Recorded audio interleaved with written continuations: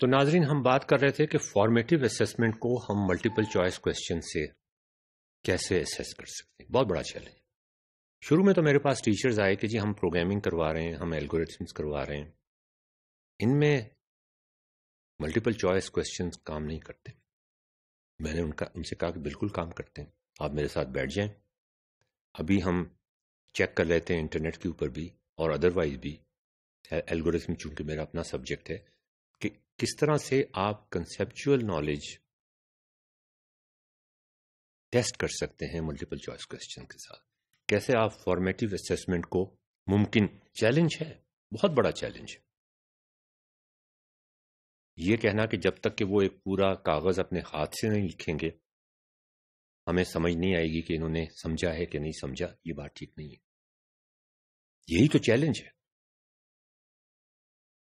Interactive learning and formative assessment needs the classroom response system to be used several times in the same classroom. جیسے Eric مازور نے کیا تھا. دوسری بات یہ کہ how to check the quality of quizzes. Result دیکھ کر. ظاہر ہے جب 500 کی کلاس آئے گی اکتوبر میں، فال میں، تو میں سارے کوئزز کو نہیں پڑھ سکتا. ہمارے ٹیچر سارے کوئزز کو ایک بندے کو یا 2 بندوں کو 3 بندوں کو نہیں دکھا سکتے. 500 class first year second third میں سب میں چل رہے ہوں گے. کوئی آٹومیٹڈ طریقہ ہونا چاہیے جو ہم کمپیوٹر میں انٹیلیجنس ڈال دے، انفارمیشن ٹیکنالوجی، کہ وہ یہ بتا دے کہ کوالٹی کیا تھی. سارے کے سارے اگر پاس ہو رہے ہیں، اچھے نمبر لے رہے ہیں، یہ سارے کے سارے فیل ہو رہے ہیں، تو کمپیوٹر اسی وقت وارن کر they had of the department کو، ایسوسیٹ ڈین کو اور ڈین کو. How to find if the problems are conceptual or they are testing rote learning or conventional problem. یہ کیسے ہم چیک کر سکتے ہیں؟ How to find if there was any cheating in the examination.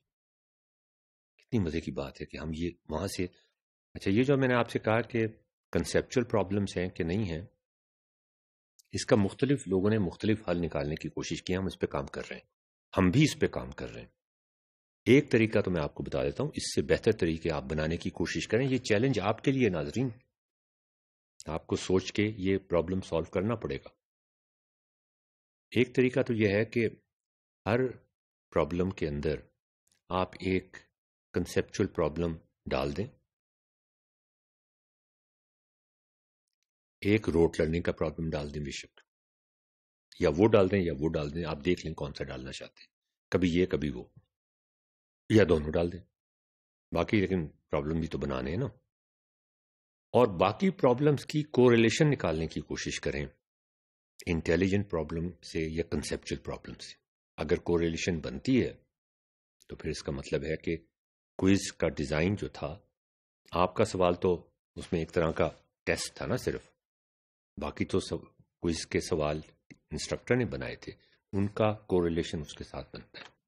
اگر ان کا کوریلیشن بنتا ہے روٹ لرننگ کے سوال کے ساتھ تو بھی آپ کو پتہ چل جائے. How to find if there is any cheating. How many times an answer was changed. میں نے پہلے بھی آپ سے کہا تھا how much time spent in answering a question. By looking at the performance of a student in 3 subjects can we predict its performance in the 4th subject. بہت اہم سوال. اگر ہمارا گریڈنگ سسٹم ٹھیک ہے اور وہ اسٹوڈنٹ 3 سبجیکٹس میں ٹھیک ٹھاک کام کر رہا ہے تو اسے 4تھے میں بھی کرنا چاہیے. اگر 4تھے میں وہ ٹھیک نہیں کر رہا اور 3 میں بہت اچھا کر رہا ہے تو 4تھے میں ہماری گڑبڑ ہے. یہ کمپیوٹر فوری طور پہ چیک کر لے گا.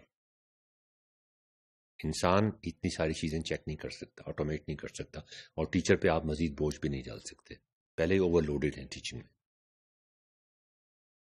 کوریلیشن بٹوین ڈفرینٹ سبجیکٹس، کہ ہم آج کل کمپیوٹر سائنس میں ہم 2 سبجیکٹ آفر کر رہے ہیں بڑے مزیدار، کیلیگرافی کا اور فری ہینڈ اسکیچنگ کا، ڈرائنگ کا.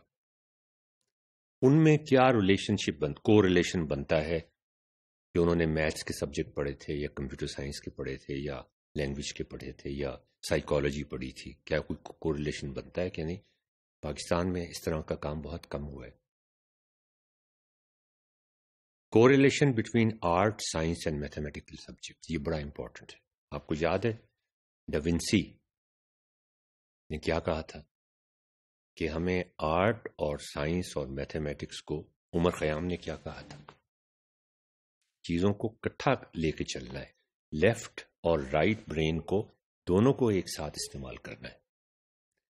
میتھمیٹکس کے اندر، سائنس کے اندر، کمپیوٹر سائنس کے اندر بھی ایک پوائز ہوتا ہے، ایک خوبصورتی ہوتی ہے، اس کا خیال رکھنا ہے، ڈگنیفائی ہوتا ہے وہ.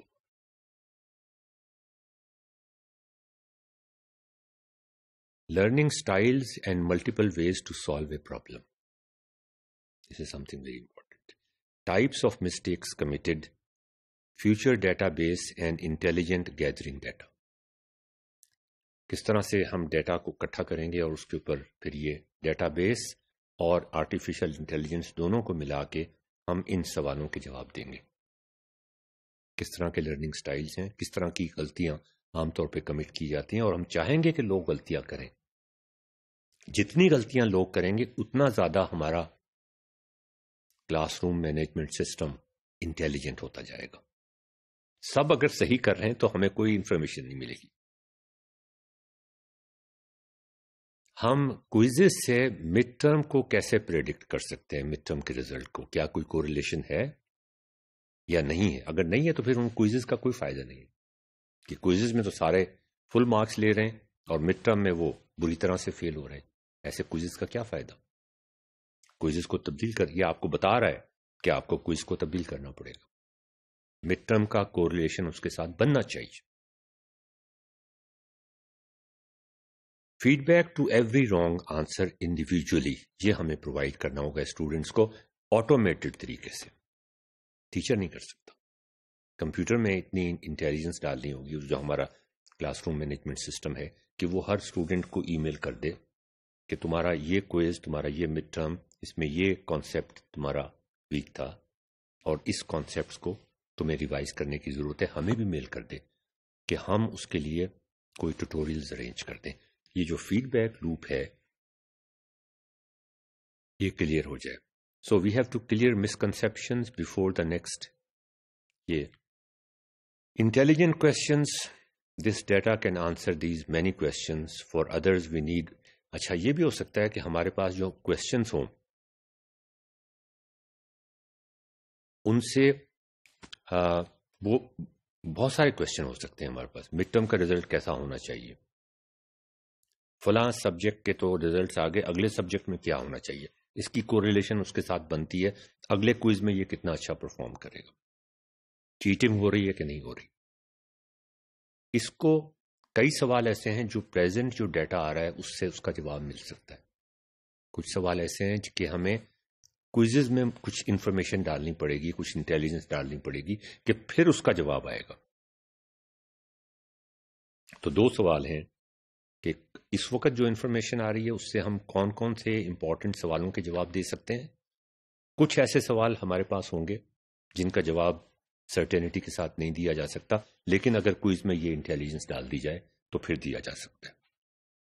یہ دیکھیں، یہ فیڈ بیک لوپ میں نے دکھایا، یہ کمپلیٹ ہو گیا. کتنی یونیورسٹیز، کالجز، سکولز پاکستان میں ہیں یہاں یہ فیڈ بیک لوپ کمپلیٹ ہوا ہے؟ یہ دیکھنے کی بات. جب تک یہ فیڈ بیک لوپ آپ کمپلیٹ نہیں کریں گے اور غلطیوں پر کسی کو ڈی گریڈ کرنے کی بجائے، وہ فلم جو میں نے آپ سے کہی تھی نا، رننگ ٹو نو ویئر میں بھی یہی بات، ڈی گریڈ کرنے کی بجائے اس کی غلطیوں کا مداوع کریں. اگر وہ ڈاکٹر مجھ سے یہ کہتا کہ اشرف صاحب آپ تو کیا مصیبت ہے، آپ چل بھی نہیں سکتے، آپ کو اتنا پین ہو رہا ہے، آپ تو ڈی گریڈ ہیں، میں اس کے پاس اس لیے تو نہیں گیا تھا کہ وہ مجھے کیٹیگورائز کر دے، مجھے ڈی گریڈ دے دے، مجھے ڈی گریڈ کر دے. میں تو اس لیے کیا تھا کہ جو میری تکلیف ہے، ہاں مجھے تکلیف ہے، میرے لیے چلنا مشکل تھا یا ہے تھوڑا بہت، تو اس تکلیف کو دور کرنے کی کوشش کرے. دور اسی طرح کرے گا کہ وہ کچھ پرسکرپٹیو کریکٹیو ایکشنز لے گا اور پھر یہ چیک کرے گا کہ کیا وہ کریکٹیو ایکشن سفیشینٹ تھے کہ وہ بندہ جو ہے اب بہتر پرفارم کرنا شروع کر دے کوئزز کے اندر.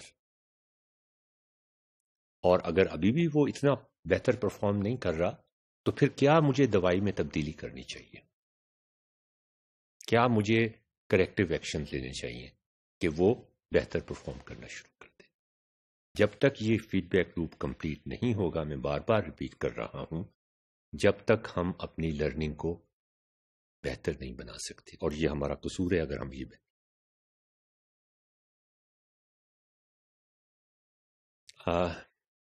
ایک اور پرابلم ہم ڈسکس کریں گے جو بہت امپورٹنٹ تھا ہمارے ڈراپ آؤٹ ریٹس کی وجہ تھا، اور وہ انگلش لینگویج کا پرابلم تھا. انگلش لینگویج سننا، بولنا، لکھنا، پڑھنا، کمپریہنشن کے بعد. لیکن یہ اگلے ماڈیول میں.